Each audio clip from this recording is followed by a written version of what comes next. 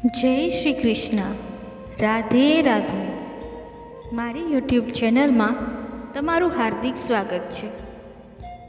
કહેવાય છે કર્મોનો હિસાબ કદી અધૂરો રહેતો નથી.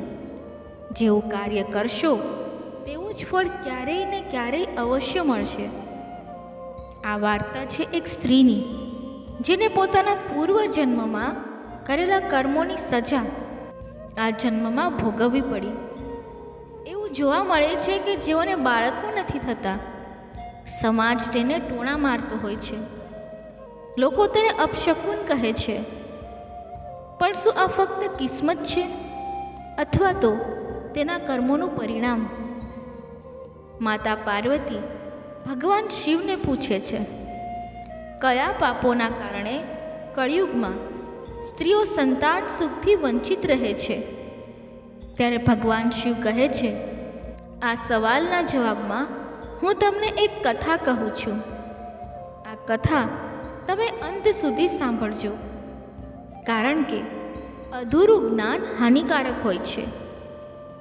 દર્શક મિત્રો, હું ભગવાન શિવ અને માતા પાર્વતીને પ્રાર્થના કરું છું કે જે પણ મનુષ્ય આ વિડીયોને લાઈક કરશે અને કમેન્ટમાં હર હર મહાદેવ લખશે, તેનું જીવન ધન ધાન્ય અને સુખ સમૃદ્ધિથી ભરાઈ જાય. તેમના જીવનમાં કોઈ ચિંતા ન રહે. એક નાનકડા ગામમાં ગરીબ પરિવારની દીકરી રાધિકા રહેતી હતી. તેના માતા પિતા સાધારણ ખેડૂત હતા અને રાધિકા તેમની એકમાત્ર સંતાન હતી. તેમણે રાધિકાને ખૂબ પ્રેમથી ઉછેરેલી હતી. રાધિકા ખૂબ સુંદર અને ગુણોથી ભરપૂર હતી. તેનો સ્વભાવ સરળ અને વિનમ્ર હતો. તે પોતાના માતા પિતાની સાથે ગામના નાનકડા ઘરમાં સંતોષપૂર્વક જીવી રહી હતી. તે ગામ પર રાજા વીરભદ્રનું શાસન હતું. રાજા વીરભદ્ર હજી અવિવાહિત હતા અને ઘણી વખત પ્રજાની સ્થિતિ જાણવા ગામમાં પ્રવાસ કરતા. એક દિવસ જ્યારે તે રાધિકાના ગામની પાસેથી પસાર થઈ રહ્યા હતા, તે સમયે રાધિકા તેના ઘરની પાસે આવેલી નદી કિનારે કપડાં ધોઈ રહી હતી. તેની સરળતા અને સૌંદર્યએ રાજા વીરભદ્રનું ધ્યાન ખેંચી લીધું. તે તરત જ તેની તરફ આકર્ષિત થઈ ગયા. રાજાએ પોતાના ઘોડાને રોક્યો અને રાધિકા સાથે વાત કરવા માટે તેની પાસે ગયા. પણ જેવું જ રાધિકાએ રાજાને જોયું, ત્યારે તે ગભરાઈને પોતાના ઘરે ભાગી ગઈ. રાજાએ તેને બોલાવી, પણ તે કશુંય કહ્યા વગર પોતાના ઘરની અંદર ચાલી ગઈ. રાજાનો અવાજ સાંભળી રાધિકાના પિતા અર્જુન બહાર આવ્યા. તેમણે રાજાને પોતાના દરવાજા પર ઊભેલા જોયા અને ગભરાઈ ગયા. તેમણે હાથ જોડીને કહ્યું, મહારાજ, તમે અમારા ઘરે ક્યાંથી આવ્યા? શું અમારાથી કોઈ ભૂલ થઈ? રાજાએ હસીને કહ્યું, નહીં અર્જુન, તમારી કોઈ ભૂલ નથી, પરંતુ હું એક વિશેષ કાર્ય માટે અહીં આવ્યો છું. અર્જુને કાંપતા પૂછ્યું, શું હુકમ છે મહારાજ? રાજાએ ગંભીરતાથી કહ્યું, તમારી જેની દીકરી છે તે મને ગમી ગઈ છે. હું તેની સાથે લગ્ન કરવા ઈચ્છું છું. અર્જુન આ સાંભળી આશ્ચર્યચકિત થઈ ગયો. તે એક સાધારણ ખેડૂત હતો અને રાજાનો પ્રસ્તાવ ઠુકરાવવો તેના માટે શક્ય નહોતું. તેમણે વિચાર્યું, મારી દીકરી હવે રાજમહેલમાં રાણીના રૂપમાં સુખી જીવન જીવશે. લગ્ન થયા અને રાધિકા રાજમહેલમાં આવી ગઈ. લગ્નના શરૂઆતના દિવસો ખૂબ સુખદ હતા. રાજા વીરભદ્રનો રાધિકા પ્રત્યેનો વ્યવહાર ખૂબ સારો હતો. સમય સાથે રાધિકાએ એક પુત્રને જન્મ આપ્યો. આખા રાજમહેલમાં ખુશીઓનો માહોલ હતો. લગ્નના 6 વર્ષ વીતી ગયા. રાધિકાનો પુત્ર હવે 5 વર્ષનો થઈ ગયો હતો. પણ આ દરમિયાન રાજાનું મન ધીમે ધીમે રાધિકા તરફથી હટવા લાગ્યું. એક દિવસ રાજાની નજર એક બીજી સ્ત્રી ઉપર પડી, જે રાધિકા કરતાં વધુ આકર્ષક હતી. રાજાએ જલ્દી જ તેની સાથે લગ્ન કરી લીધા અને તેને રાજમહેલમાં લઈ આવ્યો. નવી રાણીના આવ્યા પછી રાધિકાનું જીવન મુશ્કેલીઓથી ભરાઈ ગયું. નવી રાણી હંમેશા તેને નીચું દેખાડવાની કોશિશ કરતી. રાજા પણ રાધિકાથી દૂર રહેવા લાગ્યા અને તેની વાતોને અવગણવા લાગ્યા. ધીમે ધીમે રાધિકાની સ્થિતિ રાજમહેલમાં ખૂબ જ ખરાબ થઈ ગઈ. એક દિવસ નવી રાણીની વિનંતી પર રાજાએ રાધિકાને રાજમહેલની બહાર કાઢી મૂકી. રાજાએ પોતાના પુત્રને પોતાની પાસે રાખ્યો અને રાધિકાને રાજમહેલથી બહાર કરી દીધી. રાધિકા અસહાય થઈને પોતાના પિતાના ઘેર પરત આવી. રાધિકાએ પોતાના માતા પિતાને પોતાની દુર્દશા વિશે વાત કરી.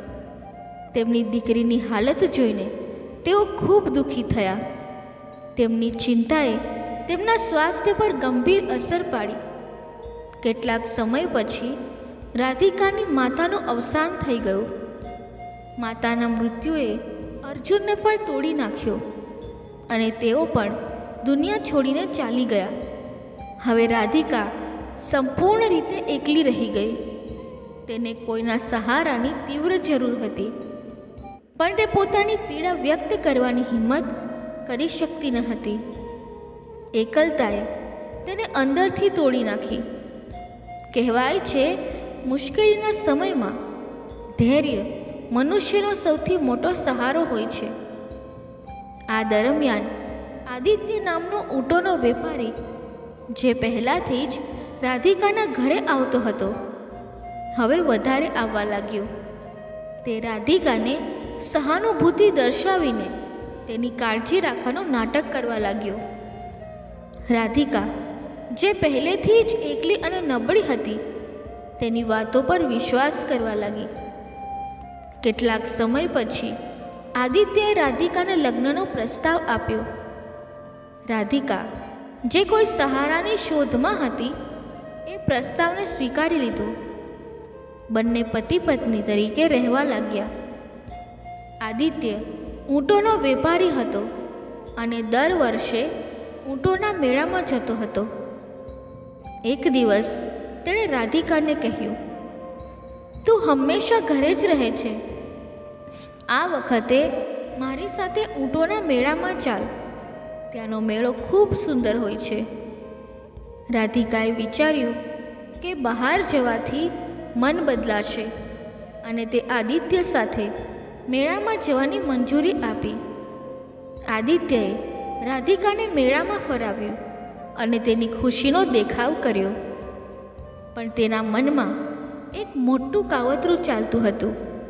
તેણે પોતાના ઊંટો સાથે રાધિકાનો પણ સોદો કરી નાખ્યો. રાધિકાને આનો બિલકુલ અંદાજો નહોતો.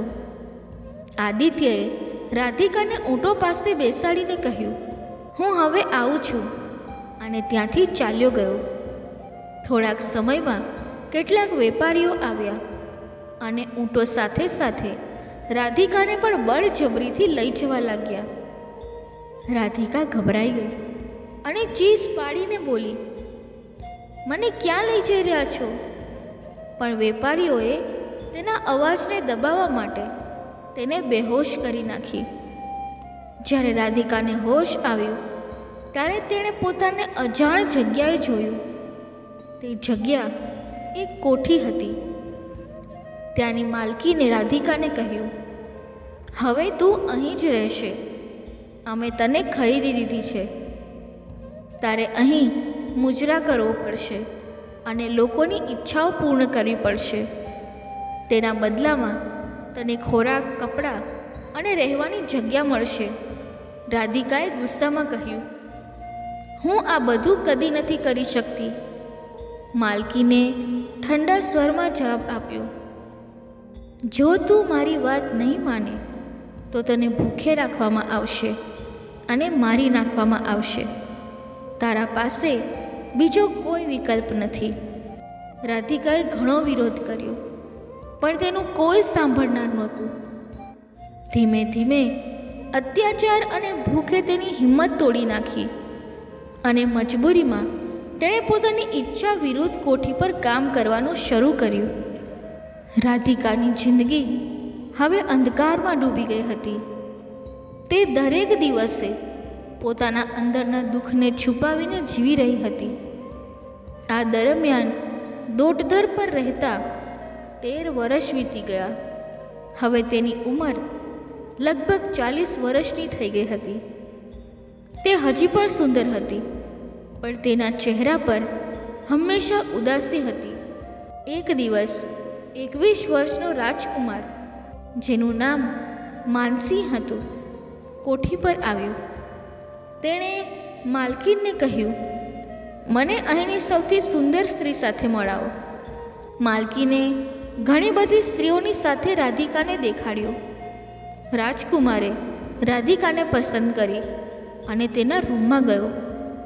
રાજકુમાર સાથે સમય વિતાવ્યા પછી રાધિકાએ તેને પૂછ્યું, તું કોણ છે અને ક્યાંથી આવ્યો છે? રાજકુમારે હસતા હસતા કહ્યું, હું માનગઢ દેશનો રાજકુમાર માનસિંહ છું. મારા પિતા અહીંના રાજા છે. આ સાંભળી રાધિકાના હોશ ઉડી ગયા. તેની આંખો પહોળી થઈ ગઈ અને તે જાણે પથ્થરની મૂર્તિ બની ગઈ. રાધિકાએ તરત જ પોતાના શરીરને કપડાથી ઢાંક્યું. તેણે સમજી લીધું કે રાજકુમાર બીજું કોઈ નહીં પરંતુ તેનો પોતાનો દીકરો હતો, જેને તેણે બાળપણમાં ગુમાવી દીધો હતો. રાધિકાનું દિલ શરમ અને દુઃખથી ભરાઈ ગયું. તેણે ઈશ્વર તરફ હાથ ઉઠાવીને રડીને કહ્યું, હે ભગવાન, મેં કયા પાપ કર્યા છે કે આજે મને મારા પુત્ર પાસેથી આ અપમાન સહન કરવું પડ્યું છે?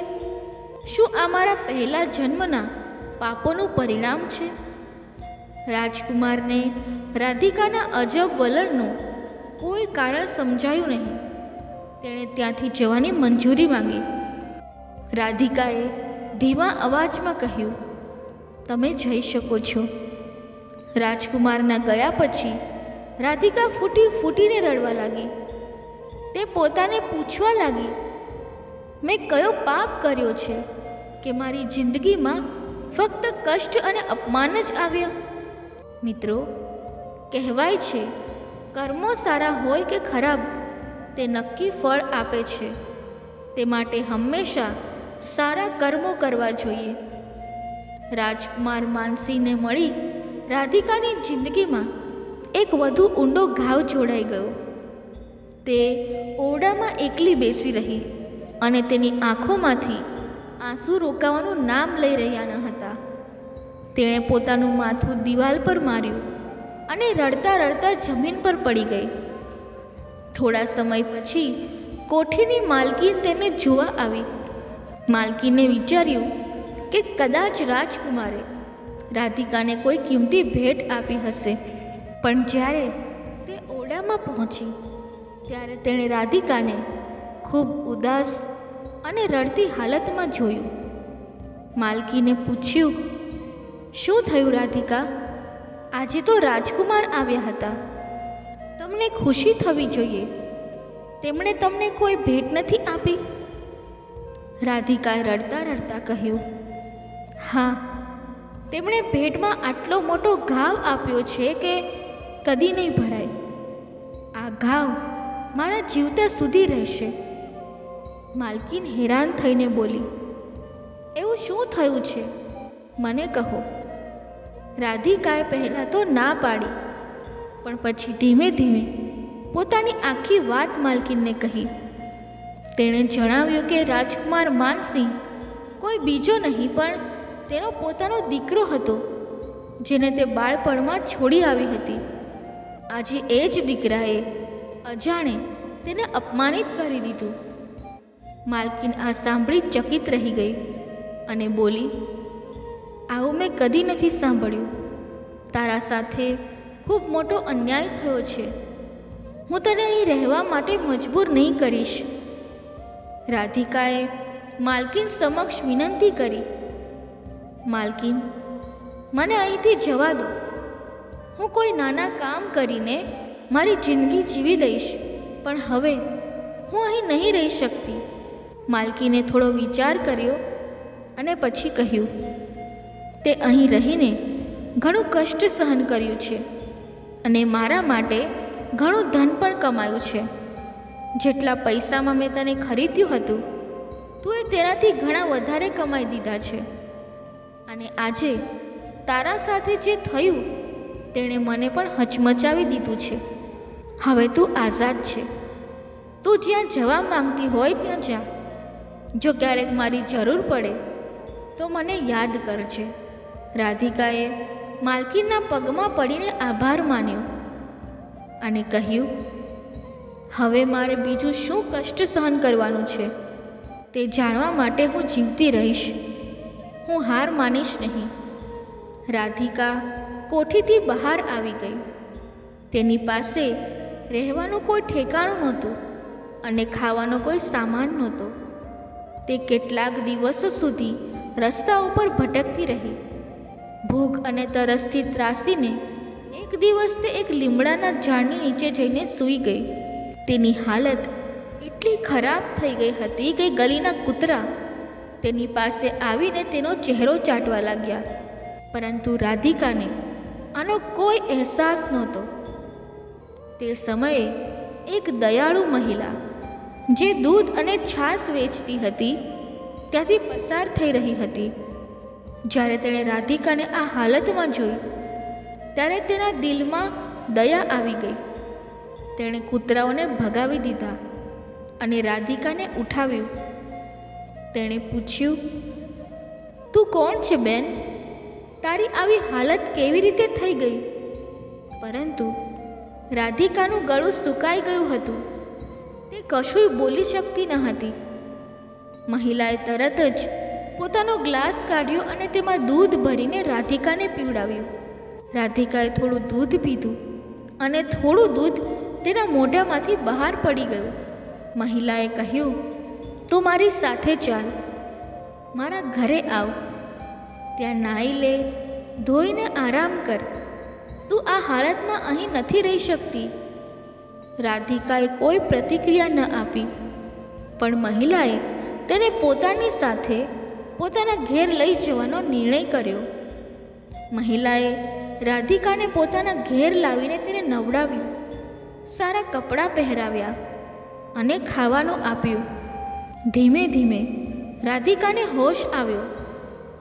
મહિલાએ પ્રેમથી પૂછ્યું, બેન, હવે કહો, તું કોણ છે અને તારા સાથે શું થયું છે? રાધિકાએ માથું નીચે કરી લીધું. તે પોતાની આખી કહાની જણાવવામાં સંકોચ કરતી હતી, પણ મહિલાના પ્રેમ અને સહાનુભૂતિએ તેનું મન ખોલી દીધું અને તેણે પોતાની જિંદગીના બધા દુઃખ મહિલાને કહી દીધા. મહિલાની આંખોમાં આંસુ આવી ગયા અને તેણે કહ્યું, તું મારી બેન છે. મારો પતિ હવે આ દુનિયામાં નથી અને હું મારા દીકરા સાથે એકલી જીવી રહી છું. તમે મારી સાથે રહો. આપણે સાથે મળીને જીવન કાપીશું. રાધિકાએ કહ્યું, હું તારા માટે બોજ નથી બનવા માંગતી. મારા જીવનના કાંટા તને પણ ચૂપશે. હું એકલી જ ઠીક છું. મહિલાએ તેના ખભા પર હાથ રાખ્યો અને કહ્યું, બહેન, દુઃખ વહેંચવાથી ઓછા થાય છે. તું મારી ચિંતા ન કર. મારી સાથે રહીશ તો આપણે મળીને બધી મુશ્કેલીઓનો સામનો કરીશું. રાધિકાએ મહિલાની વાત માની લીધી અને તેની સાથે રહેવા લાગી. રાધિકા ઘરના કામો સંભાળવા લાગી, જ્યારે ગુજરી દૂધ વેચવા જતી હતી.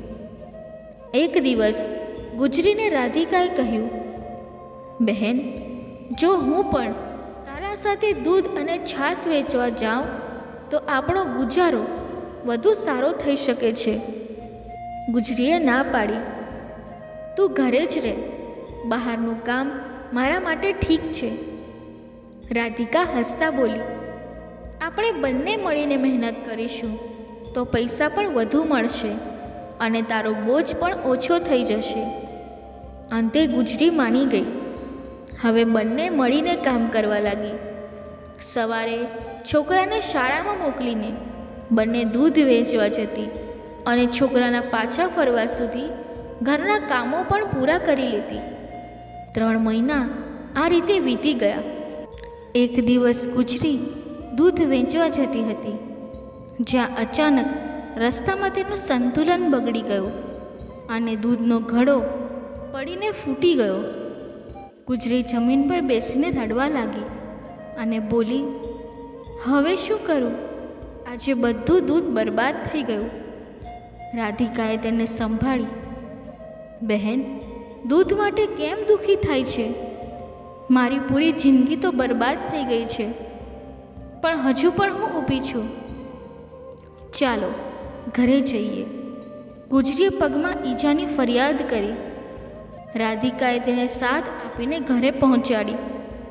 તેને હળદર તેલ લગાવીને તેની પટ્ટી કરી. હવે દૂધ વેચવાનું બધું કામ રાધિકા એકલી જ સંભાળવા લાગી, કારણ કે ગુજરીની ઈજા ઠીક થઈ રહી ન હતી. 10 દિવસ વીતી ગયા, પણ જખમ વધતા જ રહ્યા. હવે ગુજરીનું શરીર નબળું થવા લાગ્યું. રાધિકા દિવસ રાત તેની સેવા કરતી, છોકરાનો ખ્યાલ રાખતી અને બહારનું કામ પણ સંભાળતી. ધીમે ધીમે 6 મહિના વીતી ગયા. એક દિવસ ગુજરીની હાલત ખૂબ બગડી ગઈ અને તેણે તેના અંતિમ શ્વાસ લીધા. રાધિકા માટે આ ખૂબ મોટો આઘાત હતો.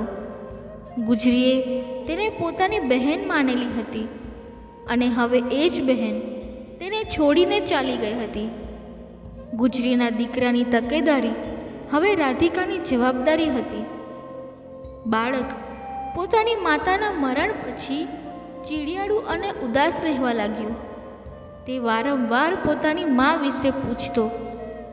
રાધિકા તેને સમજાવતી, તારી મા ભગવાનની પાસે ગઈ છે, તે થોડા દિવસમાં પાછી આવી જશે.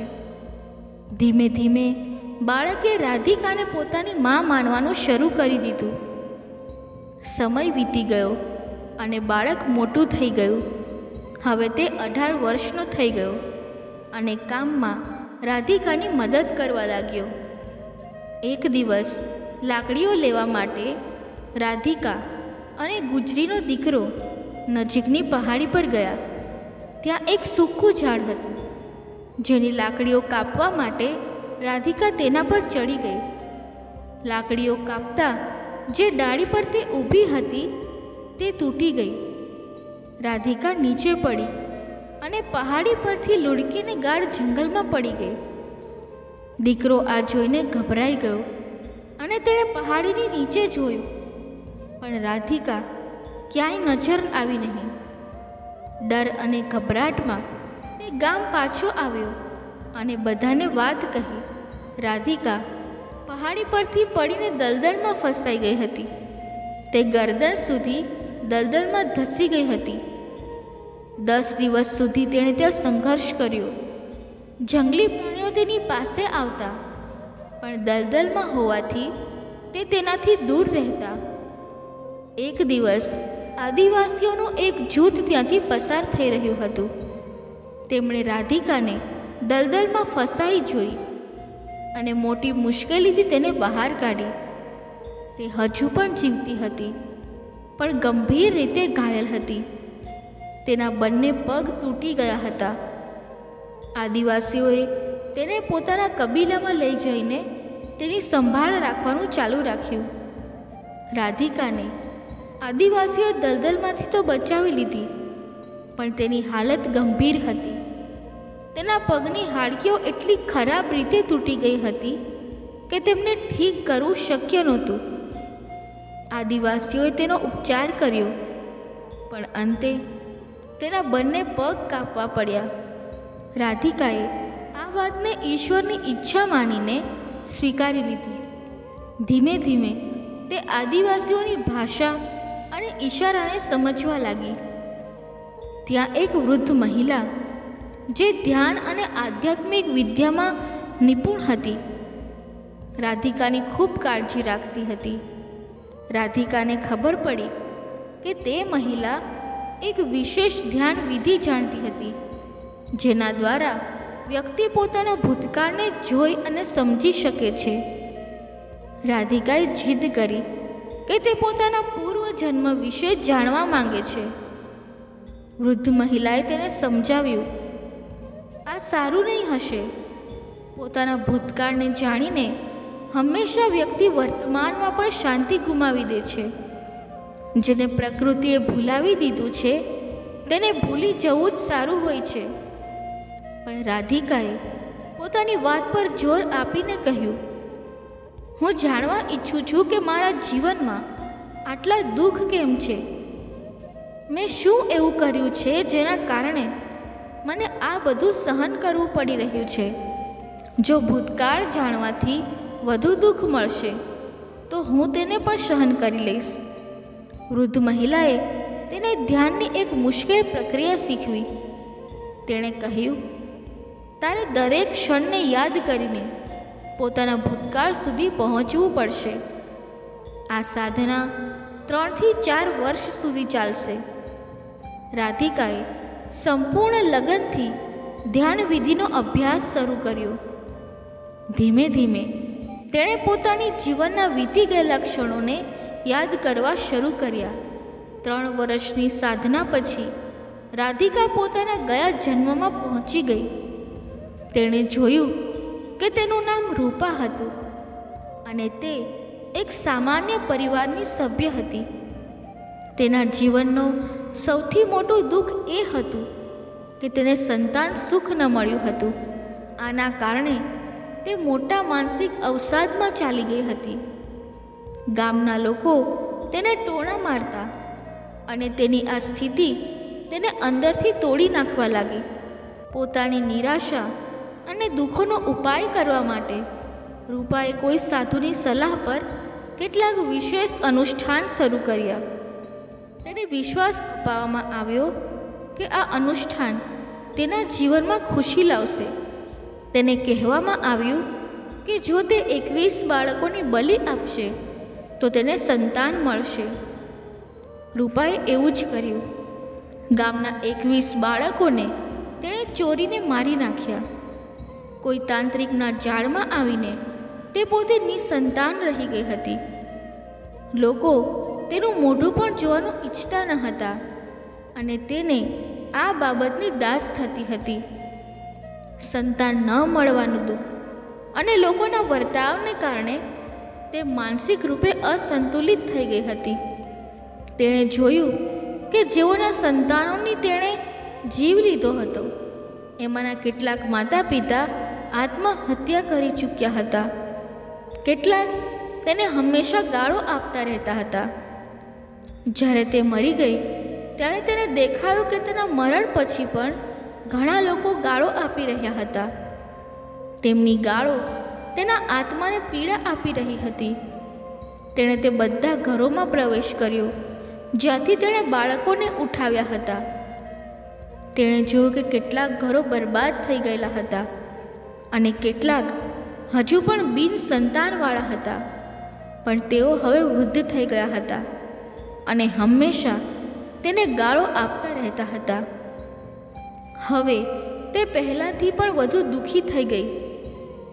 હવે તેના માટે પાછળના જન્મમાં પાછું જવું અસંભવ હતું, કેમ કે તેની મદદ તે વૃદ્ધ આદિવાસી મહિલાએ કરી હતી. પણ હવે એ જ શરીરમાં પાછું જવું અસંભવ હતું. રાધિકાને અહેસાસ થયો કે તેનો ભૂતકાળ જ તેના વર્તમાન સ્થિતિનું કારણ હતું.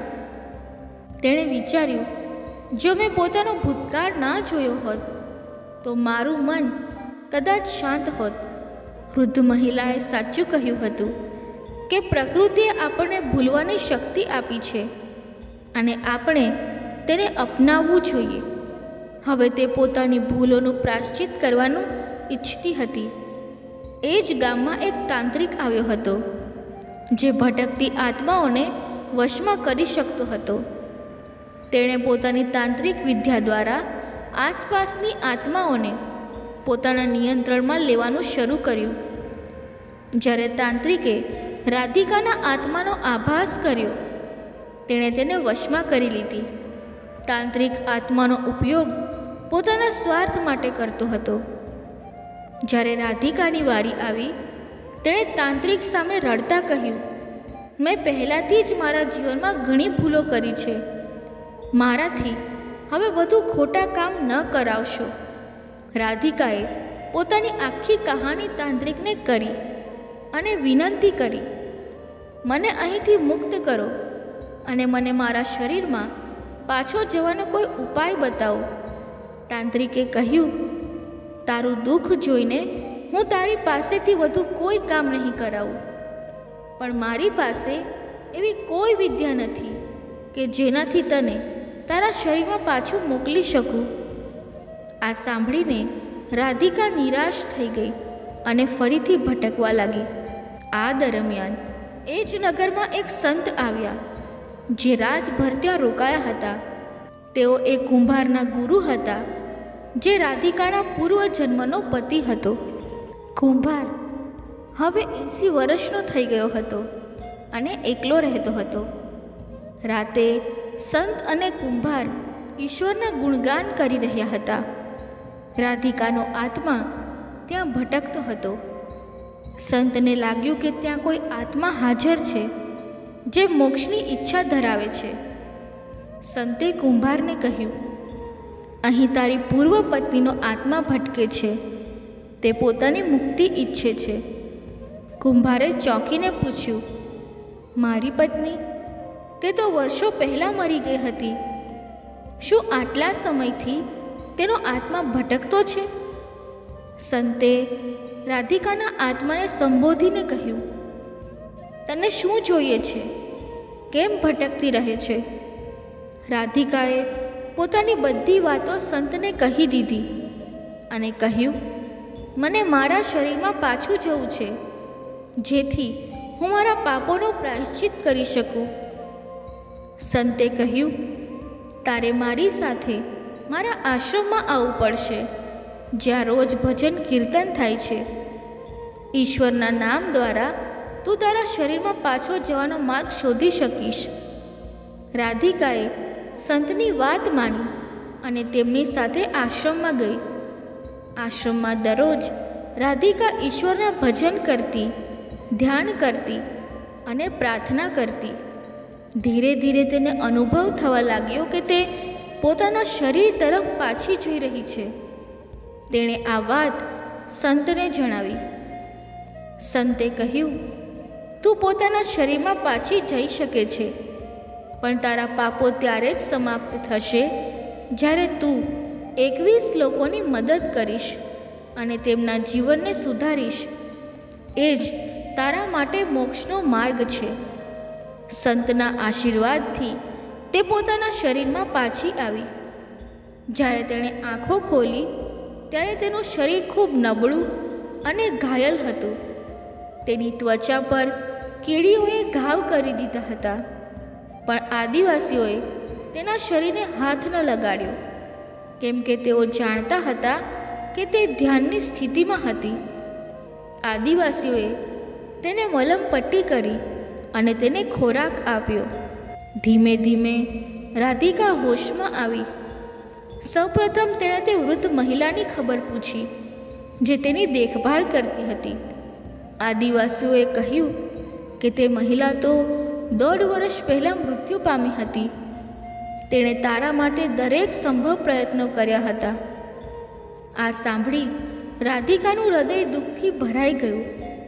તેણે આદિવાસીઓને પોતાની આખી કહાની જણાવી. 7 વર્ષ પછી પોતાના શરીરમાં પાછી આવ્યાનું મહત્ત્વ સમજી રાધિકાએ હવે જાણી લીધું કે એને પોતાના પાપોનો પ્રાયશ્ચિત કરવો છે. તે ચાલવામાં અસમર્થ હતી, પણ તેણે હાર ન માની. ઘૂંટણના સહારે ચાલતા તેણે બીજાની મદદ કરવાનો સંકલ્પ લીધો. તેણે વિચાર્યું, ઈશ્વરે મને એક વધુ મોકો આપ્યો છે, હું તેને વ્યર્થ નહીં જવા દઉં. રાધિકાએ જંગલમાં ભટકતા ઘણી બધી મુશ્કેલીઓનો સામનો કર્યો. તેના શરીરમાં ઘાવ હતા અને તે બંને પગથી લાચાર હતી, પણ ઘૂંટણોના સહારે ચાલવામાં મજબૂર હતી. છતાં પણ તેણે સાહસ ના ગુમાવ્યું. તેણે આ નક્કી કર્યું હતું કે તે પોતાના પાપોનો પ્રાયશ્ચિત કરશે અને 21 જિંદગીઓને બચાવવાનું પોતાનું ધ્યેય પૂરું કરશે.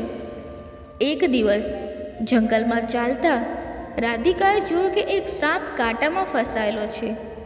કાંટા તેની ત્વચામાં ઊંડે સુધી ચોંટી ગયા હતા, જેના કારણે તે બેચેન થઈને દુઃખથી તડપી રહ્યો હતો. રાધિકાએ વિચાર્યું કે તે આ સાપની મદદ કરી શકે છે. જેમ જ સાપે રાધિકાને પોતાની તરફ આવતા જોયું, તેમજ તેણે ફેણ ફૂલાવીને ફૂફકારવાનું શરૂ કર્યું. રાધિકા ડરી ગઈ. પછી પણ તેણે સાહસ બતાવ્યું.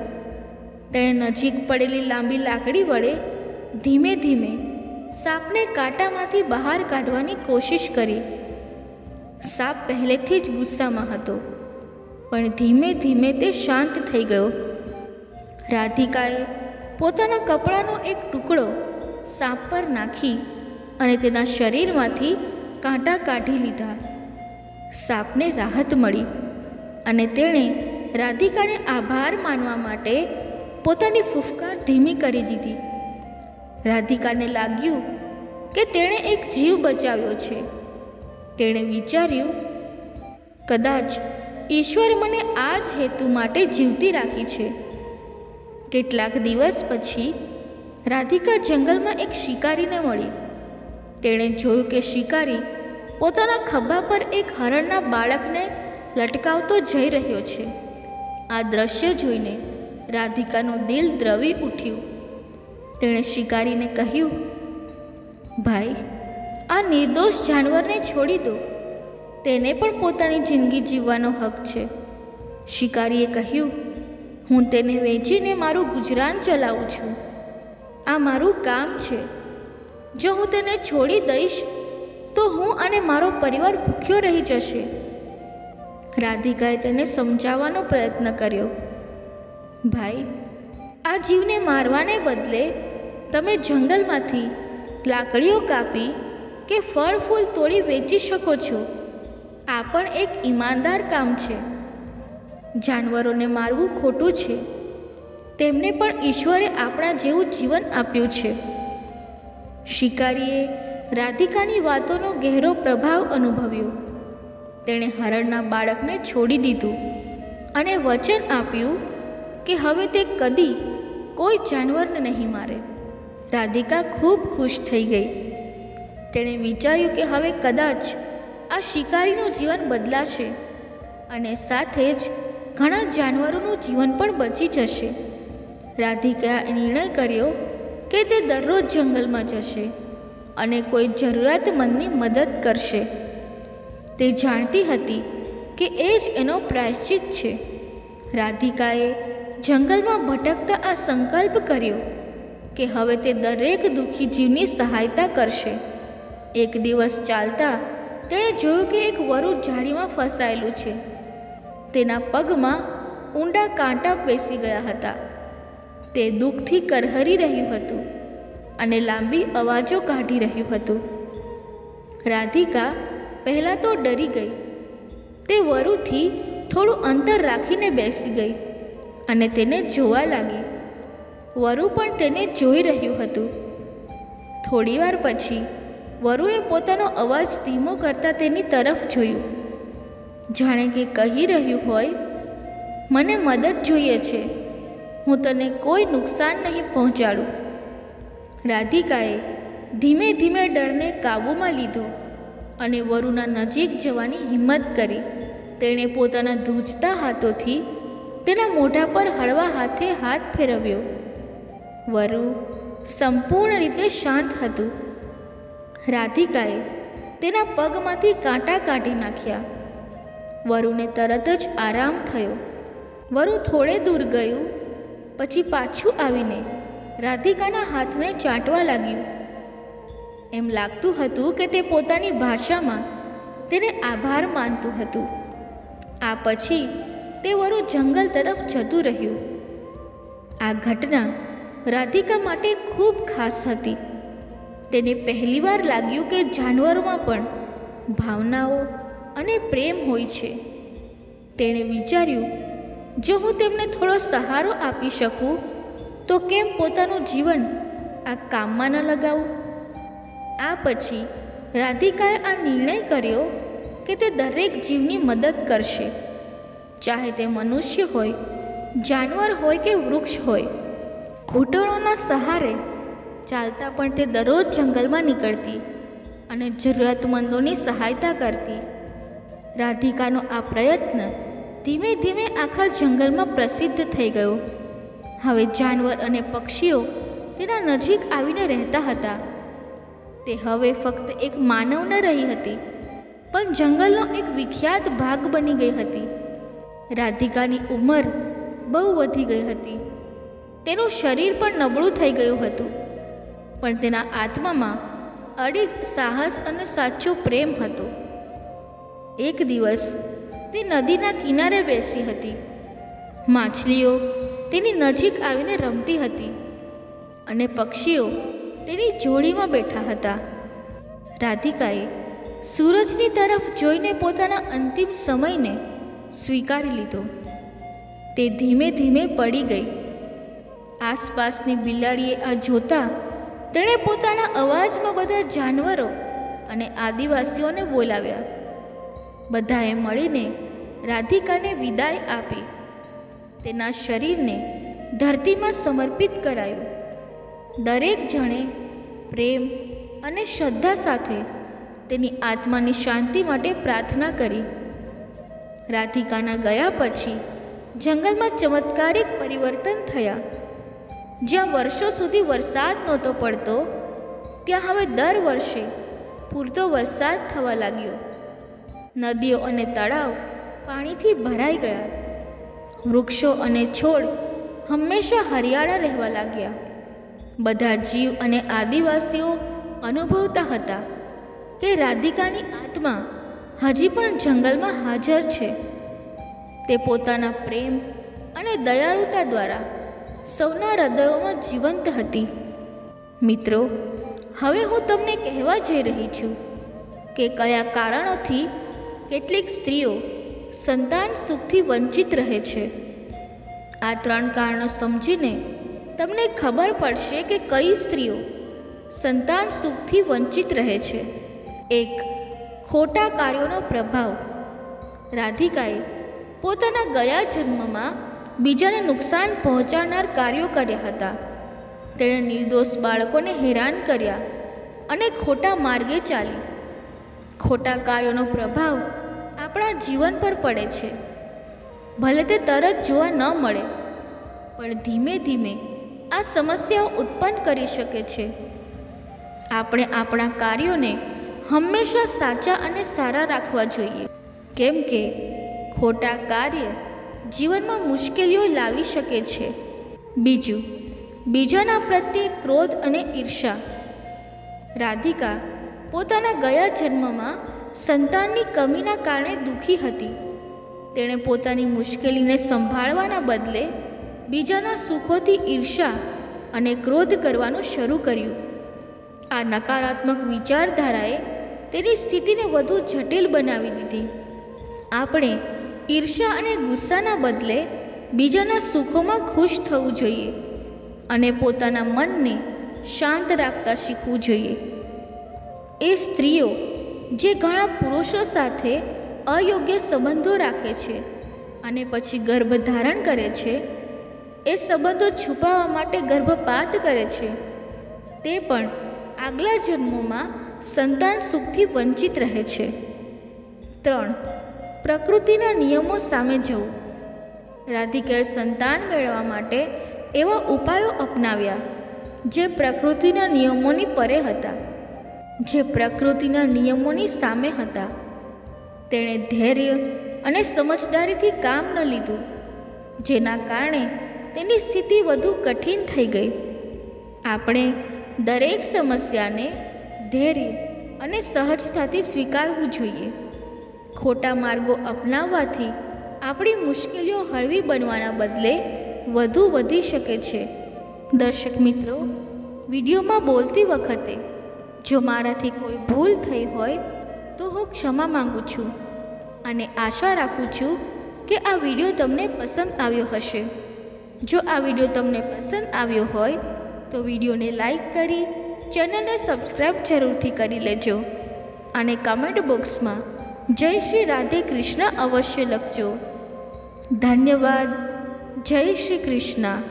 રાધે રાધે.